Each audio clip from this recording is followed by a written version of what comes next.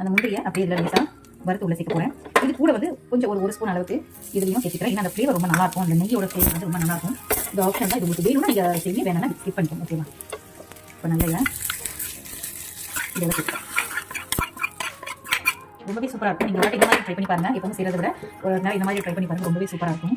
இது கொஞ்சம் பொரிச்சிட்டும். பொரிச்சதுக்கப்புறம் உங்களுக்கு காட்டுறேன். பார்த்தீங்கன்னா ஓரளவுக்கு நல்ல இதுக்காக கட்டி ஆயிடுச்சு. சூப்பராக ரெடி ஆயிடுச்சு நம்மளோட பருத்தி பால். வாங்க சர்வ் பண்ண ஆரம்பிச்சிடலாம். சூப்பராக நம்மளோட பருத்தி பால் ரெடிங்க. சர்வ் பண்ணுறேன். ஓரளவுக்கு நல்ல கட்டி தண்ணி வந்துடும் இதில். ஏன்னா நம்ம அரிசி மாவு விட்டுக்கிறதுனால ரொம்ப சூடாக இருக்குது. பார்த்தீங்கன்னாலே உங்களுக்கு தெரியும். சூப்பரான பருத்தி பால். இதோட கொஞ்சம் தூங்க